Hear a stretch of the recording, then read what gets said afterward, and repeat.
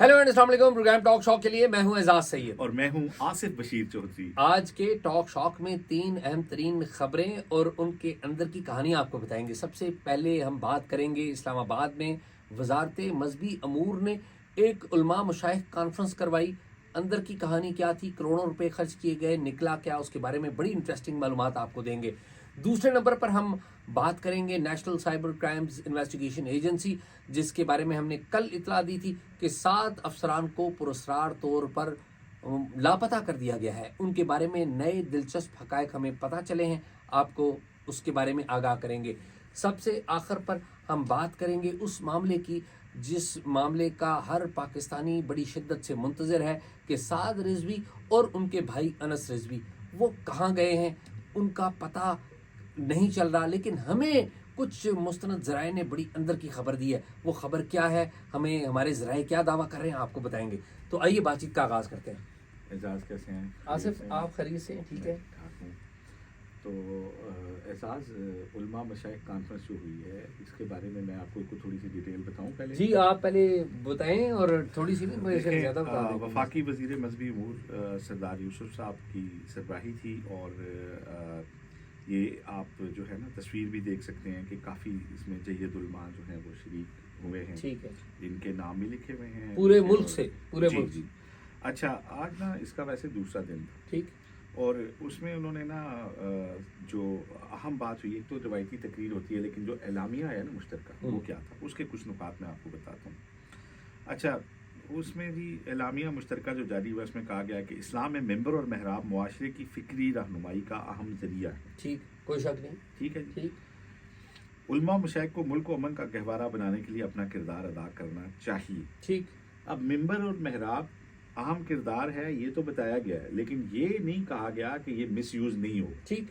क्योंकि एक रिजॉल्व होता है ना कि पूरे पाकिस्तान के उलमा आए हैं तो वो एक रिजॉल्व एक एक एक अहद पैमा करते हैं कि हमारा मेंबर और महराब इसका एक बड़ा मकाम है। ये तो बताया गया मकाम है, लेकिन क्या इससे आगे का क्या रिजॉल्व है वो नहीं बताया गया। ठीक। आगे चले, उलमा मशाइख मुल्क में अमन को अमन का गहवारा बनाने के लिए किरदार अदा करेंगे, ये बड़ी अच्छी बात है। सलात और ज़कात के निज़ाम के फ़रोग के लिए जो है हफ्ता नमाज और हफ्ता ज़कात मनाया जाए ठीक। मुल्क भर में, ये बड़ी अच्छी बात है।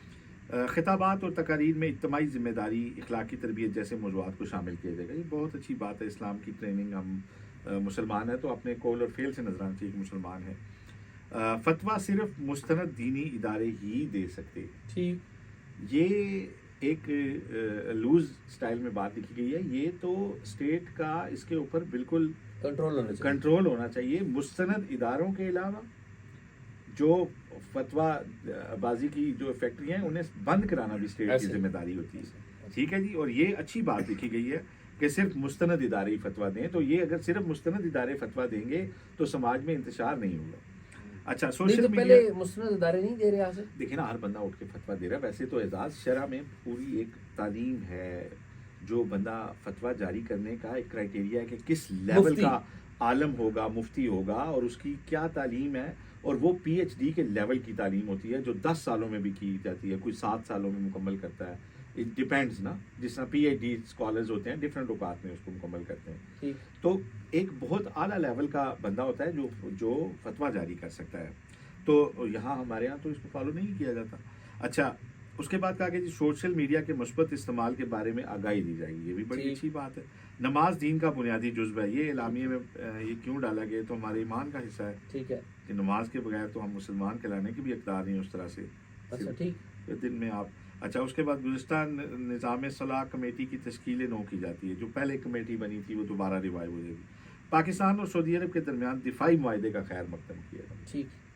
और दिफाई मुआहदे पर पाकिस्तान और सऊदी अरब की क़यादत और आलम इस्लाम को मुबारकबाद पेश की गई। ये एलामिया है जो ऑफिशियली वजारत मजहबी उमूर ने इसको जारी किया है, वेट किया उलमा से मुशावरत के बाद उसको फाइनली जारी। अच्छा, इसमें 2 बातें हैं जो मैं ऐड करना चाहूँगा, जो अंदर की कहानी है मुझे पता चली। एक बात तो ये कि देखें आसिफ, करोड़ों रुपए खर्च हुए। ज़ाहिर है उलमा पूरे मुल्क से आए हैं, उन्हें टिकट दिया, यहाँ पर अच्छे होटलों में रिहाइश दी, खाना पीना, तो ज़ाहिर है करोड़ों रुपए खर्च हो जाते हैं इसमें। कन्वेंशन सेंटर में था जी, ये इस्लामाबाद में एक बड़े हाल में था। ठीक, तो उसका भी खर्चा हुआ होगा। दो जो सबसे बड़े मसले हैं जो आज पाकिस्तान को दरपेश हैं, इस कन्वेंशन में उनका जिक्र ही नहीं हुआ। एक, आसिफ, टीटीपी पाकिस्तान के ऊपर अटैक कर रही है, उलमा की तरफ से कोई करारदाद ही पास कर लेते, यार एजाज, कोई करारदाद ही पास कर लेते। टीटीपी से अगर कोई डरता है, जी हाँ, कम से कम दहशत गर्दाना हमलों की बात कर दी, वो ही कर देता। यार मुसलमानों के जानो माल के ऊपर अगर कोई अटैक करता है तो शरा क्या कहती है? बिल्कुल, इतना तो करेज होनी चाहिए थी। बिल्कुल, कोई करेज का।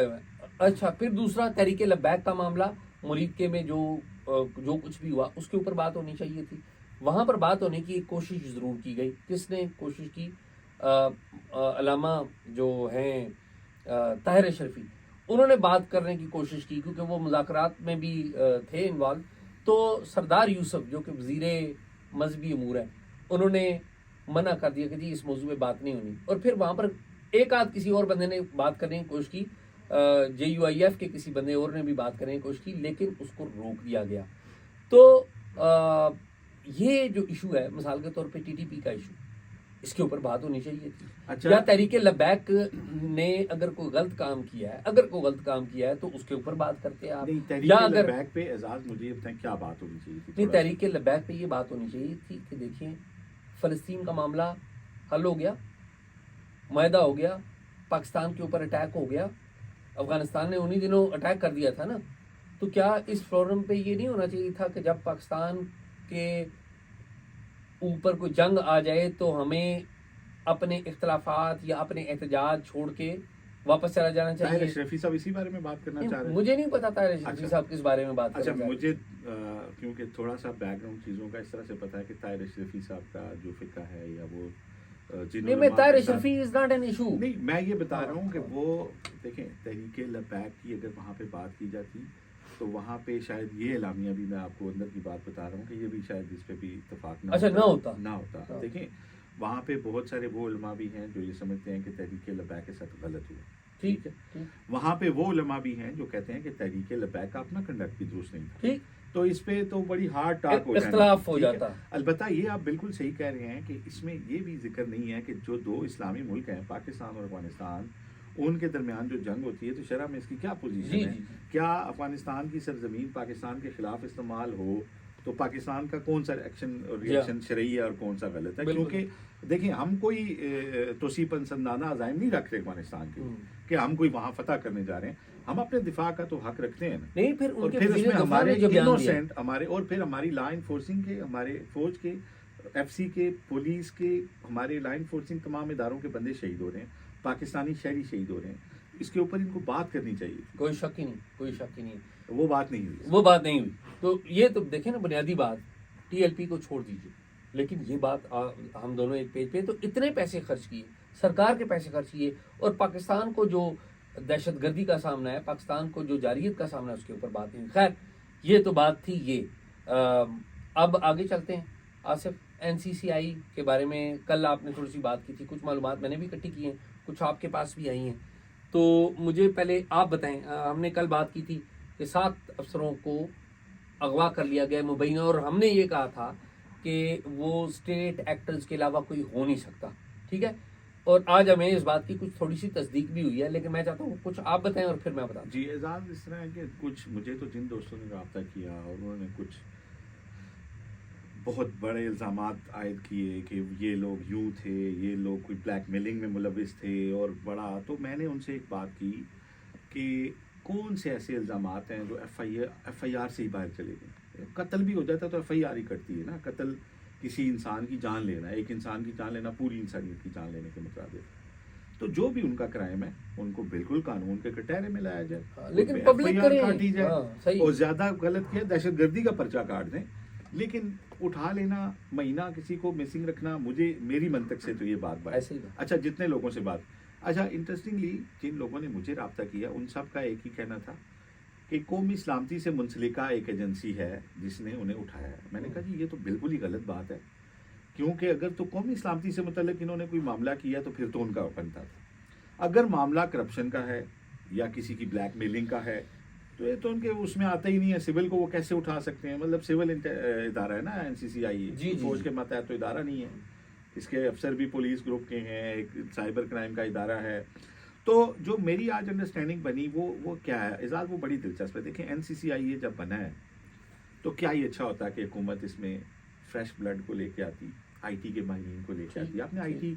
आपने मॉडर्न इक्विपमेंट के ऊपर बैठ के जो मनफी ज़हन के लोग हैं उनको पकड़ना, तो आप IT के माहिरीन को लेके आते, और फिर आपने जो उनके साथ कानूनी कार्रवाई करनी है उसमें आप प्रोसिक्यूशन में जिसको मर्जी रख लें, उसमें आप सारा अपना प्रोसेस करें, लेकिन इसमें यंग ब्लड को लेके आते। आपने क्या किया, आपने पुलिस ग्रुप के अफसरान इसमें डाल दिए, पुलिस ग्रुप के लोग इसमें डाल दिए, FIA और पुलिस के।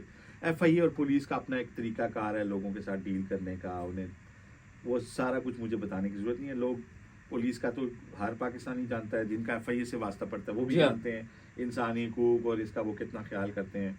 और अब तो जो ब्लास्फेमी के मुकदमात में जो FIA के ऊपर चार्जेस लगे हैं, उसके बाद FIA का वो रही से भी वो हो गई है। तो सॉरी टू से कि हुकूमत ने यहाँ पे वो उस हसासियत से काम नहीं लिया, क्योंकि ये तो हमारे बच्चों को डील करता है। ये ऑनलाइन कोई भी बंदा बैठता है तो उससे गलती भी हो सकती है। ठीक। तो उसको आपने ये जो पाकिस्तान में 13-14 करोड़ सोशल मीडिया यूज़र हैं, उनके लिए एक महकमा था, तो इसमें यंग लोग आने चाहिए थे, इसमें अच्छे बिहेवियर के लोग आने चाहिए थे, इसमें अपने IT के और इन शोबों के माहिर आने चाहिए थे। इनमें वो लोग, ये जो आपने घिसे पीटे दूसरे, ठीक है आप इसके सरबराह पुलिस ग्रुप के किसी अच्छे अफसर को आपने बनाया, ठीक है, समझ आती है। अच्छा आसिफ, ये तो बातें हो गई ना कि वो क्या है, मैं आपको मालूमात थोड़ी सी ऐड करूं, ठीक है? आसिफ, मेरे पास जो मालूमात आई हैं उनके मुताबिक ये है कि एक सोशल मीडिया के एक्टिविस्ट हैं डकी भाई, उनका नाम? हाँ जी, डकी भाई, ठीक है जी डकी भाई। तो वो आपको पता है लाहौर में कुछ अरसे से गिरफ्तार हैं, ठीक? उनके जो अकाउंट्स हैं, डिजिटल अकाउंट्स, उनमें कहा जाता है कि 18 करोड़ रुपए का उनसे फ्रॉड किया गया है, उनसे पैसे उनके अकाउंट से गायब हुए हैं 18 करोड़ रुपए के, ठीक है? और इल्ज़ाम लगाया गया है इन लोगों के ऊपर, जी इन्होंने कोई मिल के ये काम किया है। ये मैं इल्ज़ाम का लफ्ज़ इस्तेमाल कर रहा हूँ, मैंने नहीं कहा कि ये कर रहे हैं, ठीक है? एक बात। अच्छा, और जो सूरत हाल इससे भी ज़्यादा दिलचस्प हो गई कि इन्होंने, इनमें से किसी ने एक इदारा, उसके बाद इंडिविजुअल का नाम भी लिया कि वो भी हमारे साथ हैं। अच्छा, वैसे इस इदारे के बारे में जो NCCIA है, आपको पता है कि ये FIA के अंदर तो ऑलरेडी ये इदारा मौजूद था ना, जो काम कर रहा था, और FIA का मैंडेट भी था, कानून के मुताबिक मैंडेट था। इस अदारे को भी एक मखसूस मकासद के लिए अलग से बनाया गया था। उसका जो कॉन्सेप्ट था ना पीछे, वो ये था कि हम सिक्रेसी को और करें, और जो जिन लोगों को हमने सबक सिखाना है उनको तरीके से वो हम डील किया करेंगे। पीका का कानून के तहत, हम पीका के ऊपर बड़ी बात कर चुके हैं। अच्छा, अब जब कुछ इंडिविजुअल्स का नाम आया जिनका एक ख़ास अदारे से, एक खुफिया इदारे से ताल्लुक़ बताया जाता है, तो फिर इन्वेस्टिगेशन और बड़ी हो गई, और फिर कहा जाता है कि उसी अदारे के लोगों ने इनको भी उठा लिया, और फिर अब ज़ाहिर है वो तहकीकात कर रहे हैं। लेकिन क्या अगर किसी ने कोई भी करप्शन किया है, इन लोगों ने या किसी और ने करप्शन किया है, क्या उसे FIA के सामने नहीं पेश किया जाना चाहिए? सरकार के बंदे हैं, उनके ऊपर FIA का कानून नाफज होता है। आप FIA में पर्चा करिए और इनको कानून के मुताबिक लेके आइए, हूसोएवर इज दिस। तो जब FIA के सामने आपने पेश नहीं किया, पुलिस का मुकदमा नहीं भी बनता, तो FIA का मुकदमा तो बनता है, एक सरकारी इदारा है। तो इसका मतलब ये है कि आप कानून भी खुद हैं, आप मुद्दई भी खुद हैं, आप मुनसफ भी खुद हैं, और आप सब कुछ खुद हैं, और आपने अपनी दुकान एक लगाई हुई है। तो ये ज्यादती है। ये पैसे गबन हुए हैं या नहीं हुए, हमें बताया ये गया है। आपकी इज्जत में इजाफा होता अगर आप मुद्दई बनकर या किसी और को मुद्दई बनाकर आप FIA में चले जाते। अच्छा एजाज, मैं इसमें एक छोटी सी बात, यानी कि ये एजेंसियों की लड़ाई है, मेरा कहने का मतलब है। देखें एजाज, मुझे जो 3 एक लोगों ने मुझे इसके बारे में ब्रीफ किया, एक खुला खत भी भेजा गया, लेकिन देखें हम सिर्फ वो खबरें दे सकते हैं जिनके ज़राए ऑथेंटिक हों। जी, ठीक है। और क्योंकि इल्ज़ाम अगर किसी पे लगाना है तो जाहिर है कि तो वो ब्लैक एंड वाइट में या तो कोई चीज़ हो, कोई उसे ओन करता हो, और दूसरा अगर दूसरी साइड का भी कोई मौक़िफ़ हो। बिल्कुल ठीक है। अब जो एक कॉमन बात मुझे पता चली वो ये थी कि प्रीमियर इंटेलिजेंस एजेंसी इसमें नहीं है। प्रीमियर इंटेलिजेंस एक दूसरी इंटेलिजेंस एजेंसी है, यानी कि ISI नहीं है ठीक है, बिल्कुल। उसमें एक दूसरी इंटेलिजेंस एजेंसी है, नॉट सिविलियन इंटेलिजेंस एजेंसी है, ठीक है। तो जी कहा गया कि उसके नाम के ऊपर कुछ ब्लैकमेलिंग हुई है, तो इसलिए वो इसको देख रही। अच्छा, मुझे बड़ा ताज्जुब हुआ कि अगर इंटेलिजेंस एजेंसियों के नाम पे कोई ब्लैकमेलिंग हुई है तो क्या इससे उनका दायरा कार बन जाता है सिविल का? ये क्वेश्चन ऑफ लॉ है, बट मैं सरप्राइज हूँ कि वो इसको देख रहे हैं। अच्छा, अगर देख रहे हैं तो फिर भी कानूनी तौर पे देखना चाहिए था। अगर मैंडेट है भी ठीक। तो उन्होंने उठाया है तो उन्हें किसी न किसी फोरम पे इन्हें पेश भी करना चाहिए। ऐसे ठीक है, 24 घंटे से ज्यादा तो पाकिस्तान का कोई भी इदारा किसी को अपनी तहवील में नहीं नहीं रख सकता। 3 माह के लिए आप नजरबंदी का एक हुक्म है वो आप कर सकते हैं, लेकिन अभी तक रिकॉर्ड पे कुछ भी नहीं है। अच्छा, इंटरेस्टिंगली ये भी पता चला कि सिर्फ 7 लोग नहीं है साथ, ठीक, काफी बड़ी तादाद में लोग हैं। अच्छा। Different, हाँ, और शहर भी ज्यादा है। अच्छा, जो नाम मीडिया पे सरफेस हुए हैं शहरों के उससे ज्यादा है।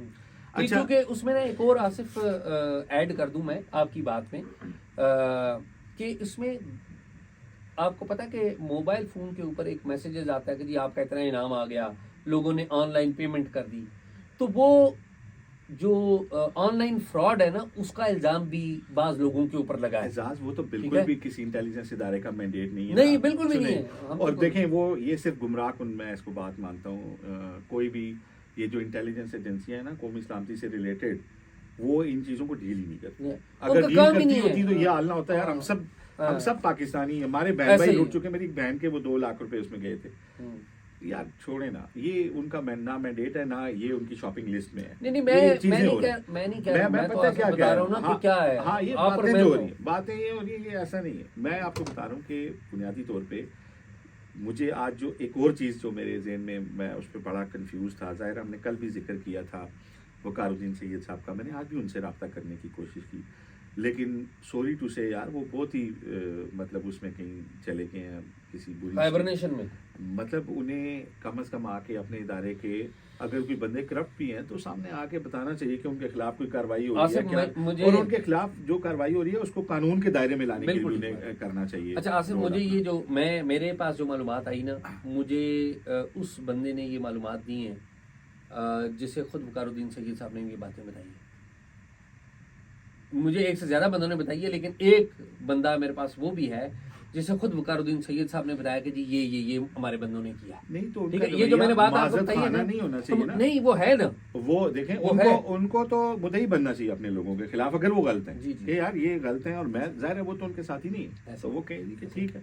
लेकिन वो मेरे ख्याल में वकारुद्दीन सैयद साहब जब देखते हैं ना कि दूसरी तरफ कौन है, तो सरकारी मुलाजमीन आसिफ, वो सरकारी अफसर जितना भी तगड़ा हो ना, वो फिर पीछे ही चला जाता है। हम सेक्रेटरी इंटीरियर की भी बातें करते रहे, कल भी हम कहते रहे कि सेक्रेटरी इंटीरियर को छनकना बनाना चाहिए। इन मामलों पे ये सारे सरकारी अफसरान हमारे, माजरत चाहूँगा, वो छनकना ही बजाते हैं, ये कुछ नहीं कर सकते। हमें अच्छा लगे या बुरा लगे, सियासतदान कुछ नहीं कर पाते, तो ये बेचारे सरकारी अफसर, और सरकारी ये अफसर कौन जिनसे आप एक्सपेक्टेशन कर रहे हैं, जिनकी प्रमोशन पोस्टिंग किसने करनी, इन्हीं लोगों की रिकमेंडेशन के ऊपर, रिपोर्ट्स के ऊपर। प्राइम मिनिस्टर ने जब अब प्राइम मिनिस्टर ने हाथ काट के दे दिए ना इन सरकारी अफसरों को, अब ये खड़े ही नहीं हो सकते, तो इनसे ज्यादा एक्सपेक्टेशन नहीं है। ये जो किसी को रहम आ जाए तो तभी हो सकता है, मैं और आप तो सिर्फ बातें कर सकते हैं। आम पाकिस्तानी के सोचने के लिए मैं यहाँ पे एक छोटा सा एक सवाल लेता हूं। प्लीज देखें, ये हमारे बहुत सारे सोशल मीडिया के ऊपर दोस्त ना हमें क्रिटिसाइज करते थे कि साफियों के खिलाफ कानून बन रहा है तो इनको अभी नानी याद आ जाएगी और ये अभी बकवास कर रहे हैं, बड़ी बड़ी फजूल बातें लिखी जाती हैं। और मेरे भाई, ये आम पाकिस्तानी का मैटर, ये शहरियों के ऊपर कानून बना है। 13 से 14 करोड़ पाकिस्तानी जो सोशल मीडिया इस्तेमाल करता है ना, ये सारी ये उसको डील करता है, ये नॉट साफी। आगे चले, ये बात याद रखें कि हम उस वक्त रोते थे, पीटते थे, आप कहते थे नहीं, इन कवानीन को दुनिया भर में कहीं भी क्रिमिनलाइज नहीं किया जाता। ये जो होते हैं ना, ये हद तक के कवानीन के तहत डील होते हैं। सोशल मीडिया पे ट्वीट किसी ने इनको जब आपने क्रिमिनलाइज इनको वेपनाइज कर दिया ना, देखें, आपने टैक्स में एक शिक डाली है टैक्स के कवानीन में कि अगर फलां बात ना हो सकी तो फिर आप गिरफ्तार होंगे। तो जो पहला नोटिस आपको FPR भेजता है ना, वो कहता है जी आप पेश हो नहीं तो मैं आपको गिरफ्तार कर लूंगा। वो पहले दिन ही आपको सजाए मौत दिखाता है, ऐसे ही कोई नोटिस उठा के देख लें। अब बात यह है कि जब आप वेपनाइज करते हैं ना कवानीन को, ये इसमें हमारे बच्चे भी हैं, नासमझ बच्चे भी हैं जो सोशल मीडिया, उनसे गलती हो सकती है, तो क्या उनको NCCI ये पकड़ के उनको FIR कर देगी और उनका क्रिमिनल रिकॉर्ड बन जाएगा और वो जेल में जाएंगे और पाकिस्तान की जेलों में जाएंगे जहां से वापसी के बाद वो प्रॉपर क्रिमिनल बन के निकलेंगे? ये हम सब के सोचने की बात है। और ये दुनिया में सिर्फ 3 मुल्क हैं 2 अफ्रीका के हैं, तीसरा पाकिस्तान, जहाँ पे सोशल मीडिया के ऊपर राय देने को क्रिमिनलाइज काबिले दस्तअंदाजी जुर्म, कॉग्निजेबल ऑफेंस, Cognizable। आके आपको एक एजेंसी घर से उठा के घसीट के जेल में डाल देगी और आपकी इनोसेंस से उसका फैसला बाद में होगा। ठीक बात। ठीक है, तो देख लें आप इन कवानीन की, जो लोग हमायत करते हैं वो जरा इसके ऊपर सोच लें कि आप किस चीज़ की, और इसका निशाना सिर्फ सहाफ़ी नहीं है। हम तो अवेयर थे, हम तो शोर मचाते थे, आप देख लें। बाज सहाफी इसके हक में पूरी कैंपेन चला रहे हैं। वो तो आप जानते हैं कौन से अब सहाफ़ी क्या हैं। किया जाए, जो मतलब लोग सो भी- सहाफ़ी जो भी हमारे वो तमाम वकला, हमारे वो तमाम सहाफ़ी जो इन कवानीन को जानते हैं और वो दुनिया की प्रैक्टिसेस को जानते हैं, उन्होंने कभी इसकी हिमायत नहीं की। बहुत सारे लोग, आपको पता है, बहुत सारे शोबों में कहाँ ऐसी बात, ऐसी काम बात। कर रहे होते हैं। पाकिस्तान की सबसे बड़ी जो मुतदिल, सबसे बड़ा सहाफ़ियों का इदारा PFUJ ने, उसने इसको इसकी मुखालफत की, कंडेम किया, तहरीक चलाई। Human rights commission of Pakistan ने इसको कंडेम किया। उसका देखें, इंसानी हकूक़ से जी, तल्लुक़, जी। उन्होंने वकला की जो तंजीमें हैं सारी, हालांकि ये तो बहुत राइट्स ज़्यादा वाले लोग हैं ना, वो राइट्स वाले लोगों को तो वो अहमियत ही नहीं देते। चले मेरे ख्याल में आगे चलते हैं। जी जी अच्छा जी आसिफ, आपको पता है डे 1 से हम तहरीक लबैक के ऊपर बात कर रहे हैं, और डे 1 से हम एक बात ज़रूर कर रहे हैं कि देखिए, तहरीक लबैक से, इसकी लीडरशिप से और इसके इनोसेंट मासूम कारकुनों को कभी कोई कसूर नहीं होता। कारकुनों को लीडरशिप लेके जाती है, इनके साथ कानून के मुताबिक डील करें। हम ये कहते रहे, बिल्कुल, ठीक है, बिल्कुल। और हम ये बार बार मुतालबा करते रहे कि साद रिजवी और अनस रिजवी जो है, उनके साथ कानून से मावरा काम न किया जाए। ऐसे ही बिल्कुल ऐसे। हमने पहले दिन बताया कि जी साद रिजवी के बारे में पता चला कि वो रूपोश हो गए। कहा हमने आसिफ, अनस के बारे में हमने कहा कि शायद वो किसी के पास है। फिर दूसरे दिन हमने इतला दी कि शायद दोनों ही रूपोश हो गए। लेकिन क्यों हम कह रहे थे, क्योंकि पुलिस शिद्दत से तरदीद कर रही थी और बाकी जो इदारे हैं वो शिद्दत से हमें रब्ता कर करके इधर उधर से पैगाम पहुंचा रहे थे कि वो हमारे पास नहीं है। अच्छा, और शायद ना भी हो। ठीक है, मैंने एजाज पहले दिन जब ये ऑपरेशन हुआ था, मैंने आपको देख लें कि मैंने कहा था जी, मुझे किसी ने बताया था कि वो जी ऐसे ही भाई लोग ऐसे ही। अच्छा, मैं सिर्फ उसके बाद एक ग्राउंड पे मुझे लगता था कि शायद वो इंडिपेंडेंटली नहीं कहीं पे रह रहे। उसकी वजह ये थी कि अगर वो कहीं अपनी बाय चॉइस रह रहे होते ना, तो वो कोई ना कोई पैगाम अपने वर्कर के लिए देते। भले वो और पैगाम देते एक ऑडियो आया भी था, एक नहीं, ऑडियो नहीं आया। आसिफ सुन कोई लेना, एजाज- मेरी सुन तो लीजिए ना। हाँ। एक ऑडियो आया, मैंने मुतलका जो हमारे पुलिस के लोग हैं उनसे पता कराने की कोशिश की। उन्होंने कहा जी ये AI जनरेटेड है। होगा, ठीक है, अच्छा, मेरी AI नज़र से- जनरेटेड है, असली एक नहीं मेरी है। नज़र से जो गुजरा ना, उसमें साद रिजवी कह रहे हैं कि आपके लीडर जो हैं वो खैरियत से हैं, वो शायद अपने वालिद के ज़माने की या उस ज़माने की बात करें। अच्छा नहीं, अच्छा, एक AI जनरेटेड अच्छा, भी आया है, जाली। अच्छा, हो सकता है वो होगा, लेकिन मैं आपको गारंटी से कहता हूँ, अगर वो इंडिपेंडेंट होते ना, तो मेरे ज़हन में ये था कि वो अपने वर्कर को कोई कॉल देंगे कि सारे बाहर निकले, हाँ। या वो ये कॉल देंगे कि कोई बाहर ना निकले, हम महफूज जगह पे हैं, आपने कोई तोड़ फोड़ नहीं करनी। उनका कोई बयान अच्छा ना आना। आसिफ, मैं अर्ज करूँ, पहले बात तो हम बताए ना। जी जी ठीक है, बात यह है कि मुझे बड़े जिम्मेदार लोगों ने बताया कि वो महफूजात हुए। अच्छा, ठीक है, अब ये जो महफूजात है ना, ये भी इन्वर्टेड कामा के है। जिस तरह आपने आगे कहा ना कि प्रीमियर एजेंसी ISI के पास नहीं है, ये भी प्रीमियर एजेंसी के पास नहीं है। अच्छा, ठीक है, मुझे जो बताया गया, और ये IB के पास भी नहीं है। ठीक है, तो फिर यानी कि महफूज हाथ कौन से हो सकते हैं? वो आप खुद अंदाजा लगा लें, हम नाम नहीं लेते। कुछ कहेंगे, वो कहें, कुछ कहें तो अमीर ना खुश, चुप रहे तो जमीर ना खुश। तो हमने जिंदा भी रहना है, खैर खैरियत से भी रहना है, और हमने सारी बातें आपको बताना भी है। अगर हमने कोई बेहतियाती की तो इसका मतलब है हम अपने साथियों को जो देखते हैं हम उन्हें पूरी बातें बता नहीं सकेंगे।